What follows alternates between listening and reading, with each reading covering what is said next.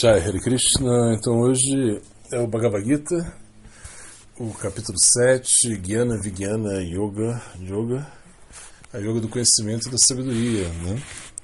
Está no comentário de... Bom, é o Bhagavad Gita de Stitipurari Goswami Maharaj, né? Então, verso 1 aí.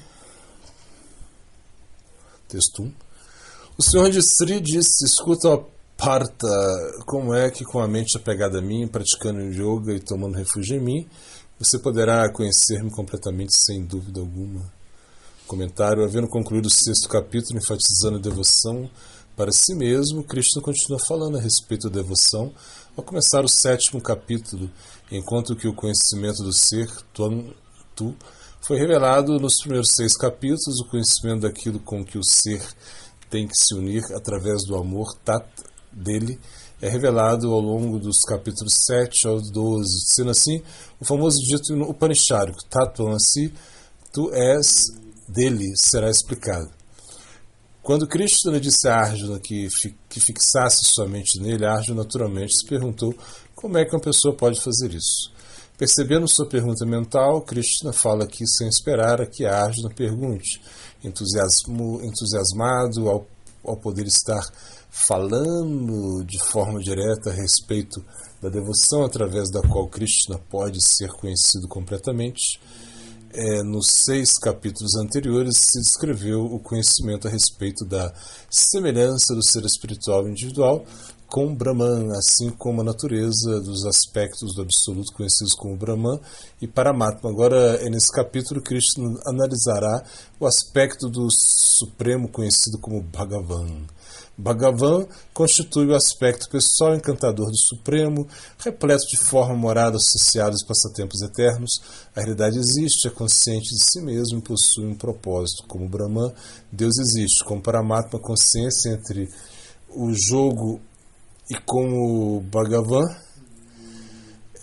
a existência consciente joga. Esse jogo, a vida interna do Absoluto, é a lila de Bhagavan, o qual do tempo em tempo desborda dentro do mundo de nossa experiência. Quando Bhagavan entra a este plano, o conhecer do aspecto do Senhor Supremo equivale a conhecer completamente Samagram. O conhecimento de Bhagavan, o qual inclui todos os suas Shaktis, é requerido se deve praticar o yoga devocional que Krishna caracterizou como o melhor de todos no final do capítulo anterior. Sua Shakti principal foi apresentada no 4º capítulo, suas Shaktis intermediárias e secundárias serão apresentadas nesse capítulo. O conhecimento completo, Samagram, é aquele conhecimento que é inerente ao amor. Quando a pessoa ama, a pessoa sabe o que fazer. Quando a pessoa ama a Deus, ele deve saber a respeito de tudo aquilo que necessita saber. Este saber se vê ainda mais caracterizado como aquilo que o libera a pessoa da dúvida. A samshayam, a dúvida é uma função da mente. Quando a mesma é anulada, somos capazes de nos mover livremente. O movimento impulsionado pelo intelecto sugere garantia, porém o seguir seus ditados equivale a proceder com cautela. Este não é o movimento do coração. Aqui Krishna fala da terra natal do coração e de uma vida de onde a mente e o intelecto ficam subordinados ao próprio coração. Nessa terra a pessoa não questiona a virtude do servir a Deus, porém se questiona como poder servir o melhor em todas as circunstâncias. Como a pessoa pode alcançar esse plano? A pessoa começa escutando, o qual é indicado aqui com as palavras Tat Shru. Krishna acrescenta ainda mais Joganjunjan. Uma pessoa alcança conhecimento integral a respeito do amor através da prática da yoga. O yoga devocional possui 3 etapas de desenvolvimento: devoção na prática, sadhana bhakti, devoção em êxtase, bhava bhakti, devoção com amor, prema bhakti. Aqui Krishna fala da devoção na prática, entretanto se está referindo à etapa final do sadhana bhakti, havendo invocado a palavra ashakti, apego espiritual. Ashakti é a etapa da prática onde a mente do praticante se apega a Krishna, objeto da devoção, Maya Shakta Manaha. Nessa etapa, devido a um apego intenso, a própria identidade espiritual é vislumbrada ao adentrar-se no que é a devoção em êxtase, tomando refúgio exclusivo de Krishna. Logo em seguida, Krishna elogia os tópicos analisados neste capítulo com a intenção de enfatizar a arte da importância deles. O texto 2, sem guardar-me nada, sem guardar nada, vou expor este conhecimento e a realização proveniente do mesmo, depois cuja compreensão não ficará nada mais, depois dessa compreensão não ficará mais nada por conhecer neste mundo. Aqui Jnana se refere ao conhecimento teórico que se deriva das escrituras. Vijnana é a sabedoria prática que constitui uma realização da teoria. Geralmente este último precede o primeiro. O conhecimento teórico é requerido e por aplicar este conhecimento de forma prática, a pessoa obtém sabedoria. Em relação à literatura sagrada, se diz que nada existe fora da mente de Vyasa, seu compilador. Entretanto, ao possuir unicamente conhecimento teórico, não faz do conhecimento da pessoa algo completo. É a realização, de fato, de dito conhecimento que não deixa nada mais por ser conhecido.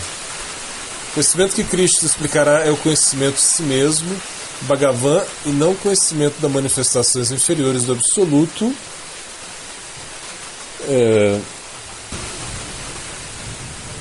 do Absoluto, né? Isso fica sugerido pela disposição de falar sem reservas, né?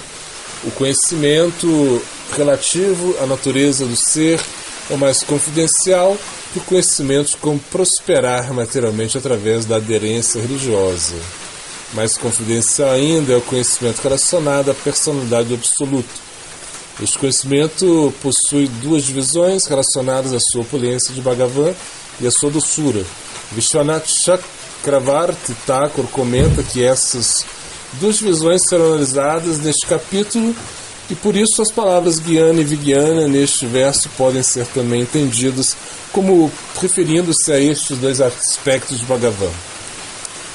Logo em seguida, Krishna glorifica ainda mais o conhecimento ao abordar a raridade do seu logro.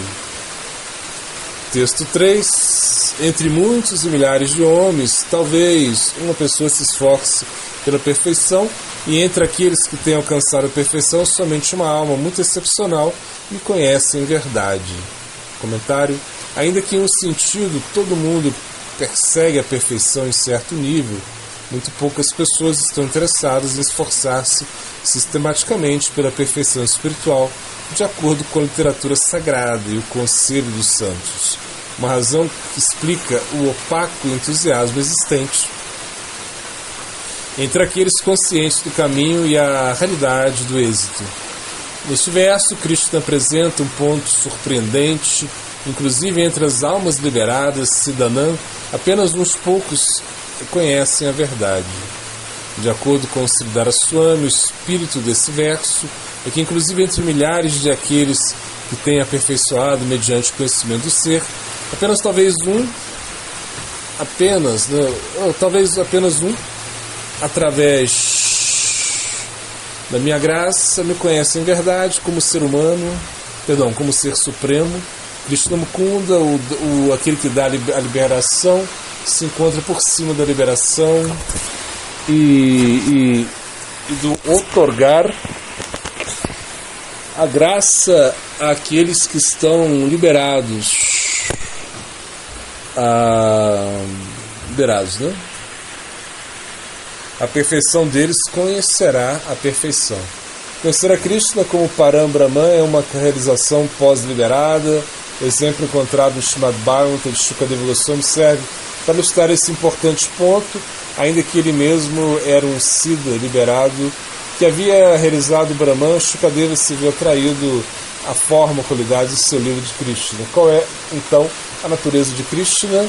Esta pergunta foi tocada no 4º capítulo durante a análise tangencial do Avatara. A mesma será abordada com maior profundidade neste capítulo.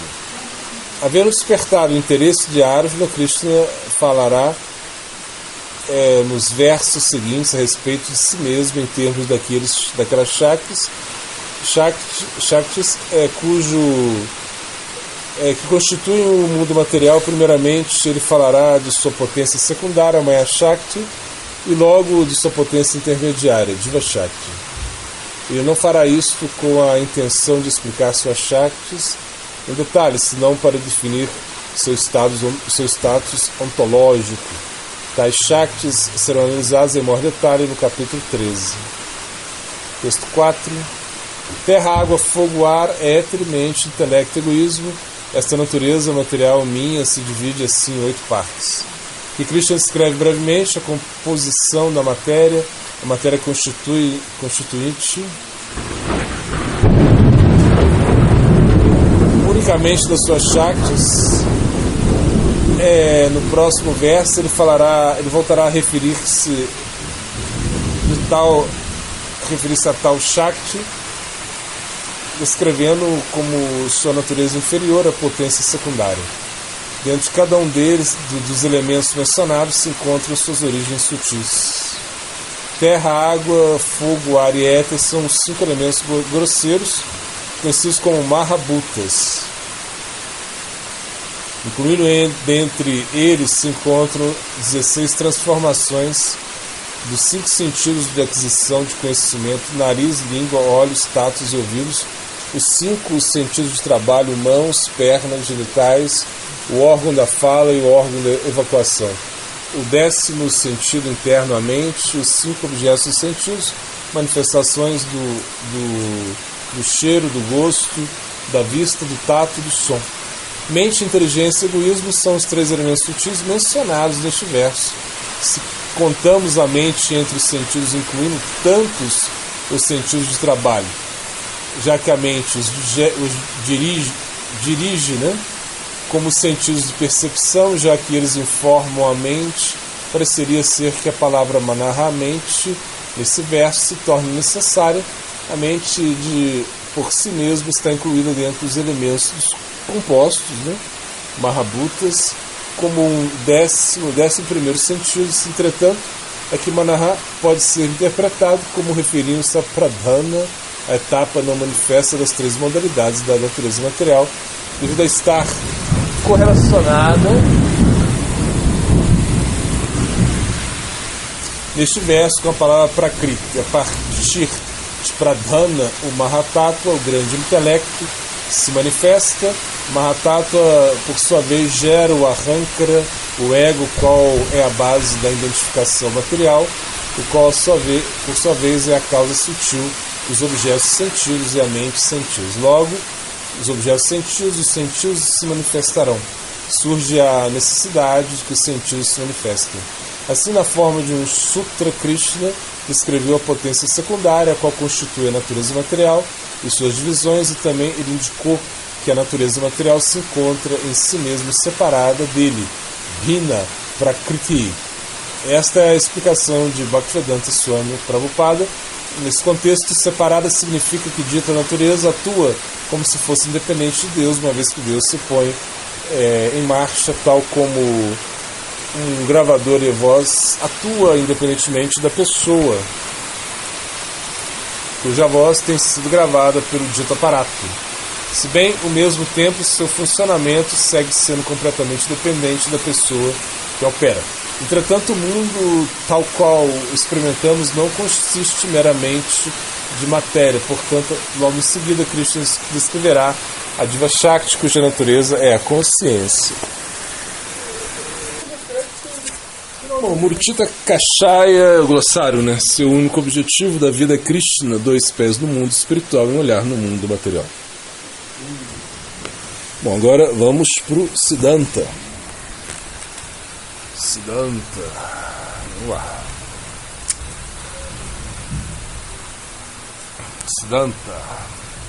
Bom, Sanatana Goswami e Rupa Goswami ouviram sobre Mahaprabhu, um jovem garoto de 24 anos que havia tomado renúncia, fazendo uma revolução na Bengala com muitos seguidores, e tudo estava acontecendo por sua causa. Em Nadia, todos amaram Nimai direta ou indiretamente antes de se conectar com Ishvara Puri, tomar sannyas. Ele era muito erudito, mas algumas pessoas indiretamente sabiam que um dia Nimai iria ser um devoto e espalharia a consciência de Krishna para todo mundo. Mas, naquele momento, Nimai ainda estava executando seus passatempos enquanto um lógico, um estudante sânscrito, e eles ficavam um pouco com raiva de Nimai, porque pensavam que estava perdendo seu tempo. Bom, os impedimentos de Sanatana, Rupa, Raghunatha servem, de certa maneira, para nos encorajar para percebermos como eles lidam com esses impedimentos. Em Ramakeli, Sanatana Goswami construiu alguns ghats, os quais ele chamou de Radhakunda, Shamakunda, uma pedrinha de Govardhana, ele fez a colina de Govardhana. Então ele quis nos ensinar que o dano sagrado se manifesta de acordo com a nossa consciência, ele não é algo físico. Depois da carta recebida por Chaitanya Mahaprabhu, escrita por Sanatana e Rupa Goswami, Mahaprabhu deu uma resposta um tanto política, dizendo: fique onde vocês estão, o Nabar Hussain Saha é muito poderoso e muito cruel, então é melhor que vocês fiquem aí e se comportem como uma jovem esposa infiel, e a qual cumpre com todos os seus deveres, mas está pensando sua amante. Com um comportamento extraordinário de Mahaprabhu em Orissa, o rei se sentiu muito atraído por Mahaprabhu. Sarvabhauma Bhattacharya se rendeu a Mahaprabhu. O rei queria até mesmo ser um mendigo, porque Mahaprabhu não queria vê-lo. Ele então conquistou o coração do rei. Então é por isso que Sanatana e Rupa Goswami estavam muito atraídos por Mahaprabhu e escrever uma carta para ele. Temos que ir a Vrindavana e nos locais sagrados com a nossa consciência. Por exemplo, se você vai a um ghat em Vrindavana, toma banho, mas não tem consciência disso, é como se você tivesse tomado banho em um chuveiro em qualquer lugar. Então, para ir a Vrindavana, você tem que ir através da sua consciência. Mahaprabhu estava revolucionando, e é por isso que Sanatana Goswami e Rupa Goswami estavam tão atraídos por ele. Ele conquistou Jagannatha Puri, que era inconquistável externamente. Ninguém conseguiu invadir ali por causa do rei Prataparuda, Maharaj de Orissa, o qual era um Gajapat, possuindo um exército de milhares de elefantes. Ele também havia conquistado Sarvabhauma Bhattacharya, o qual possuía um intelecto sobre-humano, fazendo-se tornar um menino frívolo, traquina. Uau! Bom, tal comportamento de Mahaprabhu era muito poderoso. Dessa maneira, Sanatana e Rupa Goswami ficaram muito interessados nisso. Antes de tornarmos Diksha, somos apenas um ser humano atuante, vivendo uma vida para perseguir nossos desejos, agindo de acordo com os impulsos de nossa mente. Portanto, há uma grande importância dada ao Guru na nossa cultura. Guru Purnima é especificamente dedicado à adoração ao Guru. Ele ocorre no dia da lua cheia, no mês de lunar de Ashadra, julho e agosto. Hindus, budistas e jainistas homenageiam os seus gurus neste dia. A lua cheia Purnima significa completude, serenidade, paz e beleza. O Guru torna a pessoa completa. Este dia também é conhecido como Vyasa Purnima, porque é o dia do aparecimento de Sri Vyasa. Originalmente, o Veda só pode ser estudado por aqueles iniciados no Gayatri Mantra. Para dar o conhecimento contido nos Vedas ao resto da humanidade, Sri Vyasadeva escreveu os 18 Puranas e o Mahabharata. Para sintetizar os significados dos Upanishads, a porção filosófica dos Vedas, ele compôs aforismos sucintos. O Vedanta Sutra, a quantidade de literatura que ele produziu é, portanto, incomparável. O Mahabharata contém 100 mil versos, aproximadamente, e compreende mais de 2 milhões de palavras.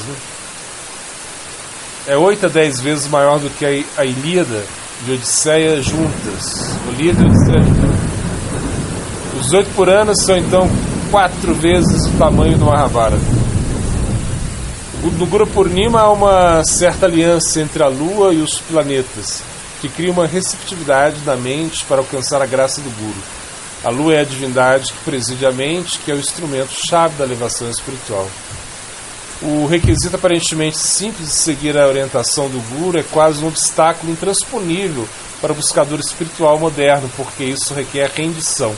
Rendição significa que a pessoa tem que se tentar entender o coração do Guru e combinar seu próprio coração com o coração dele e assim servi-lo desinteressadamente. Normalmente o Ahankara atrapalha e prega peças do sadhaka para impedi-lo de se render verdadeiramente. Isso inclui pensar que você é o servo mais humilde, rendido, o que está servindo ao Guru, quando na verdade tudo que está fazendo é receber serviço dele. Portanto, deve-se abordar o Guru com maior humildade. Ver o Guru sendo honrado por outros discípulos também incita humildade no coração, até mesmo no discípulo arrogante. Aqueles com Karma Mishra Bhakti alcançam Salokya, Sarupya, etc., sem serviço direto. Aqueles com Jnana Mishra Bhakti alcançam Shantarasa. A pele e o cabelo são considerados órgãos dos sentidos para o toque, de acordo com o Srimad Bhagavatam. Bom, agora o Haribhaktilas. Está aí o terceiro vilastro 18. Por seguir o comportamento prescrito conhecido como Sadachara, a pessoa obtém opulência, glória, longa vida, liberdade da pobreza, morte imatura e inauspiciosidade. 19. Ó rei, se uma pessoa segue os códigos da conduta apropriada, alcança os 3 objetivos da vida: religiosidade, desenvolvimento econômico e gratificação de sentidos nessa mesma vida. Sendo assim, a pessoa inteligente deveria seguir o caminho de Sadachara para, descrito nas escrituras.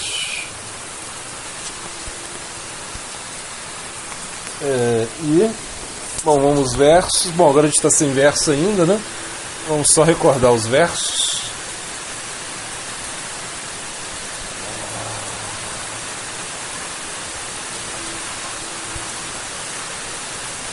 Bom, recordando aí os versos. Vyas Hayavam Nirvraha Pratigraha.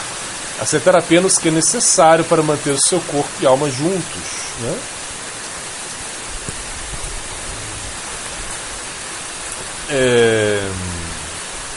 Durlabam Manusham Jama. O corpo humano é muito difícil de se obter.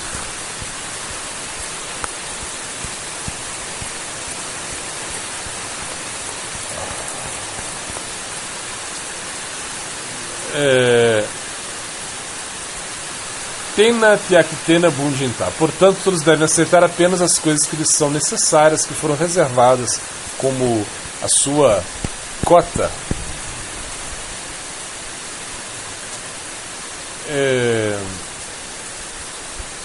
Jobo de Paratastu Saha. A alma é ainda mais elevada que a inteligência, né? Agora vamos para o filosofando.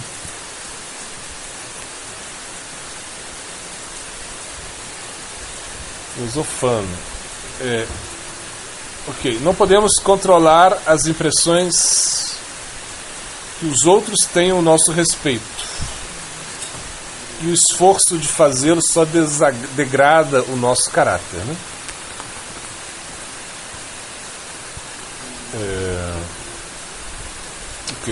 E o Prapana de Vanambrita.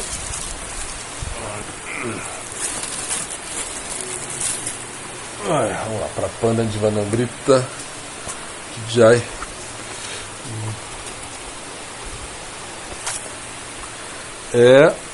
Texto 27. Prapana de Vanambrita. Vamos lá. Aquelas almas que se renderam exclusivamente a Krishna não são subservientes às injunções e proibições escriturais.